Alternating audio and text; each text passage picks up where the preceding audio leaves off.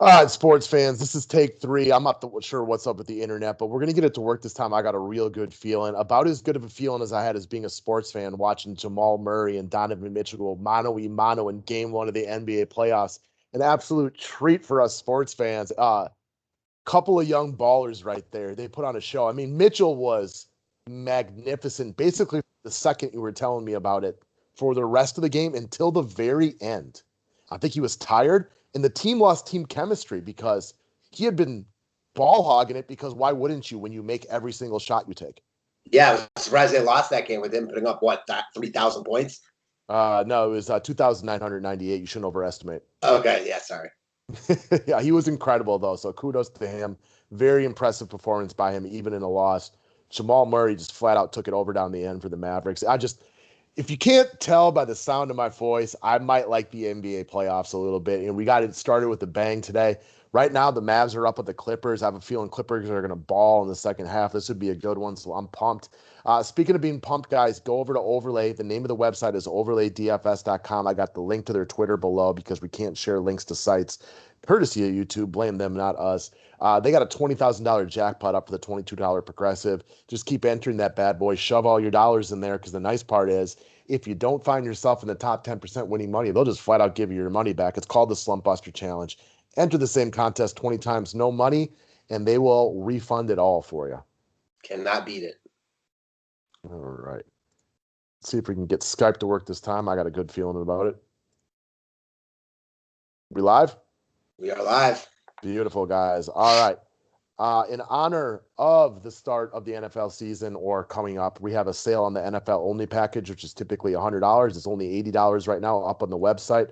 Also, I mean, if you're going to spend 80, you might as well spend 140 tomorrow, because the annual membership sale ends tomorrow. We just did it as kind of a start for the NBA playoffs. You get all three sports one entire year from the day you buy it until 1 year later. $140, all the videos, all the write-ups for all three sports: baseball, basketball, and football. If you pay through the website, I will send you a reimbursement right away. Otherwise, if you want to pay manually via PayPal or Venmo, the addresses are below. Day passes are up. Subscribe to the station, hit the bell for notifications, and give that thumbs up. Man, we got so many sports going on, content for all of it. Let's get this. Yeah, it's like, I feel like right these days, like I never need to stop working, which after months of missing sports, like it was a dead relative. I feel very happy to have it back. Mm-hmm. Let's kick it off with my Milwaukee Bucks taking on the Orlando Magic, and we got a couple guys on the slate. I'm going to bring up two of them right away. I hate to say this, but I think Draftkings is drunk again, because I don't know why Brook Lopez is only $4,700. He is. I'm not going to pretend like the Magic are the best matchup in all of basketball, but guys, it's the playoffs. Most of these matchups aren't going to be perfect. Lopez in the bubble is averaging 34.2 DK points per game, and that's not even playing a full allotment of minutes in most of these games. He's averaging 1.37 DK points per minute. Not saying that it equates to him doing that tomorrow, but if he played the 30 minutes I expect him to in games, we're talking darn near 40 DK points. He's only 4,700.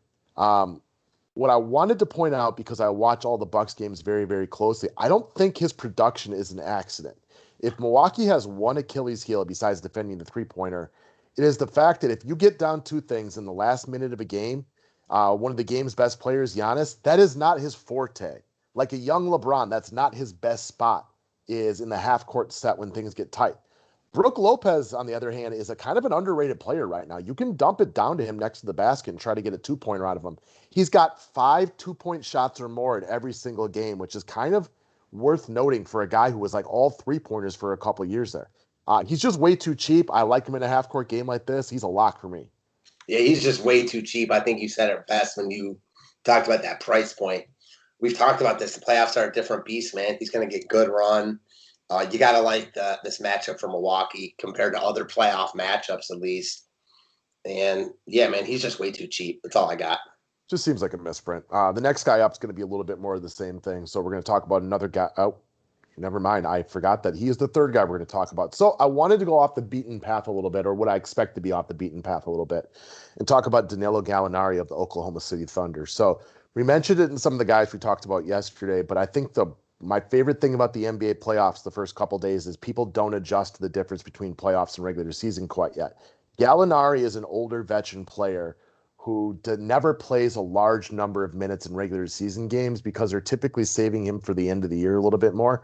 Well, in the playoffs, like you saw with your boy Joel Embiid today, like you can't mess around with guys' minutes anymore. You need to play your best players. The Rockets are one of the best matchups left in the bubble, and Gallo is a guy that I could see definitely surpassing his normal allotment of minutes tomorrow. The key thing is he doesn't really need to play extra minutes. That's the bonus, is if he plays extra minutes. Houston is obviously one of the weaker defensive teams left. They play at a faster pace. And Oklahoma City Thunder, they need their best players out there, and Gallo is one of their best players. I don't think he gets an abundance of love. Check back with me on that one tomorrow. But it's playoff time. Play your best players, and I think he can come in a little bit under the radar, so especially for a GPP format. Yeah, reminds me of Lou Williams a little bit, just in that sense. Basically the same price point also.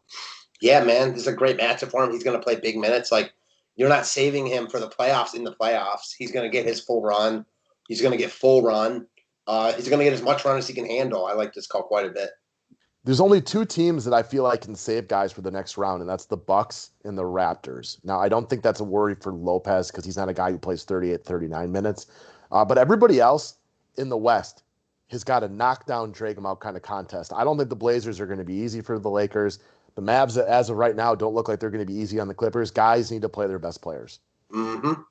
All right, next up. So this is a guy I was referring to as also significantly way too cheap, and that's the Dragon Man himself, Goran Dragic of the Miami Heat. He's only 4,400. Yep, I'll say it again. I think DraftKings is drunk again when they made the price on this one. So it's been announced today that none is going to play off the bench as opposed to in the starting lineup. I don't guarantee that means Dragic is in the starting lineup, but I don't really care because he's going to play big minutes either way. In the playoffs, you play your best players, and Dragic, in my eyes, is the third best player for Miami after Butler, and I think Bam has clearly surpassed him this year. Even if you don't think, it doesn't matter because at this point, Dragic is the third best player on this team. He's only 4,400. Look at his games in the bubble. This guy is balling. This leaves you money for studs, and I'm not kidding when I say that. If you wanted to side bet me, I would bet on Dragic for 9 times value before I would bet on him for 4 times value. So he is also a lock for me at this price point. Way, way too cheap. Even if I had to pick one between him and Lopez, it's him. Got to be one of the best value. Got to be the best value play on the slate at this price point. I agree with you. I mean, I'd bet on 10x here before I bet on 4x. Yeah, I have to assume he'll be overwhelming chalk, especially if they put him in the starting lineup. I actually hope he's coming off the bench because I think that'll keep a few people off of him. Not to the point he still won't be popular, but I think you can get him at slightly lower ownership then, and he's going to ball either way. I completely agree. All right, last up. I don't know if y'all ever heard of this guy. He's kind of an up-and-coming stud for the Los Angeles Lakers. He goes by the name the King, LeBron James. He's currently listed as questionable, and I looked up the definition of questionable for LeBron James tomorrow. It says he's playing. So activate playoff LeBron. There is no time for one of the greatest basketball minds of my generation to play chess. We watch LeBron play chess a lot. Can't do that. This is not a gimme 8 seed team with the Blazers right now. There's no time to get your crappy teammates rolling. It's you and Anthony Davis. Time to sack up and win this game. The Blazers D is a turd sandwich, not turn. I spelled it wrong. We've seen this before. The playoffs come and LeBron just, it's no time for him to try to feed guys. It is time for him to take over and win this game. You can stud up twice tomorrow. And I don't know what LeBron's ownership is going to be, but I have a ton of interest in him, and I was interested to get your take on that. Yeah, I mean, I'm like cheesing talking about LeBron here. Yeah, how could you not like LeBron here? Like, the Blazers are like the trendy pick right now. The Lakers aren't deep, man, and we've seen this before. We know what LeBron does in the playoffs. If there's ever a time to get him at maybe slightly lower ownership than he should be, it's tomorrow before he goes nuts. I mean, I think tomorrow is a classic, like, triple-double LeBron type game. So here's my question for you. I don't know how much time you looked at this slate as we're going to do members only in a little bit here. We got Harden, Giannis, LeBron, and Anthony Davis all on this slate tomorrow.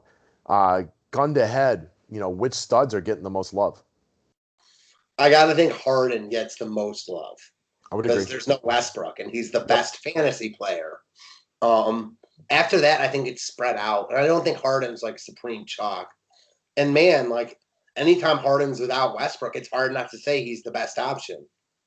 He's also, in my eyes, in the worst spot of all the studs. That being said, it's James Harden with no Russell Westbrook. everybody listening to this and everybody talking on this video right now is at least wildly considering putting James Harden in their lineup. And it's a really tough fade if you don't play him. Exactly. That's all it is. Yeah, most definitely. So we'll talk about Giannis and Anthony Davis on members only video, guys. If you're not already a member and you want it, go sign up for a membership. Day Pass gets it. Annual's got the sale. Otherwise, monthly members are always welcome. We love and respect each and every one of you. So let's go watch some NBA playoffs. And thanks for watching. Thanks, guys.